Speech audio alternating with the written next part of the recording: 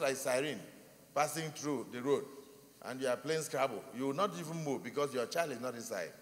But if it's your child that had maybe a heart attack and they say it's inside that ambulance passing, there's no way you will sit down and continue to play. You will jump up and then you will start finding your way to the hospital. I think it's time that we woke up, the entire country, not just the security apparatus in the country.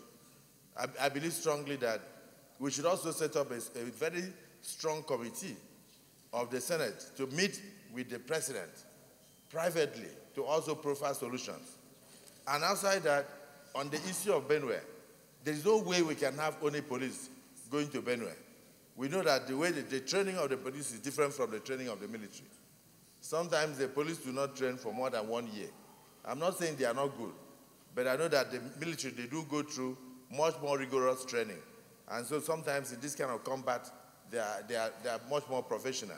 So if we leave it only to policemen, and then we draft police to Benue State, and then the area that there is no police, I was listening to the police commissioner this morning before I came to chambers, and he said that they seem to have information that whenever they are not in a particular area, they will strike 50 kilometers away.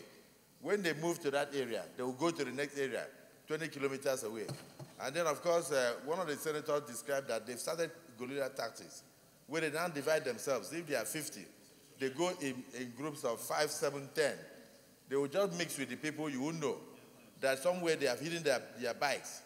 Then they will just run there when the crowd increases, pick up their guns, kill, jump on their bikes, and then they leave. So it's almost like trying to create a state of fear. And on a daily basis, people are agonizing. And for here, I would just want to say for me that my heart goes out to the families of those ones who have lost their dear ones, but we must do something to stop further agonies. We must do something to stop further killings. I get worried that even as we are talking now, they may be planning another one somewhere. And this time around, it's not a function of whether it's Benue or whether it is Taraba. We just look at it holistically. In a bipartisan way, we must know that this concerns Nigeria. It can happen anywhere. Look at what occurred here in the Senate. Nobody in this life would have believed that with over 250 security men, that maybe 5 or 6 young men can walk into the Senate. Even from their dressing, some people would have moved a point of order that they are not well dressed because nobody would have known that they were not senators. It has never happened anywhere in Africa. But they came in here and they carried their mace and they walked out there and then they left. And then when they got somewhere, they found that it wasn't useful, they dropped it.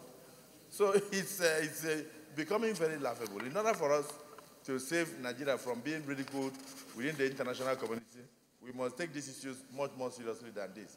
And in a way, I would suggest not just a state of emergency, but let us have a special military operation. And then with the deadline, Benue, 2018, give them 2 or 3 months to root out these people. And I can tell you, Mr. President, with this hallowed chamber taking such a position, within 2 months, I believe that sanity will be restored to that state. May the souls of those who have died rest in peace.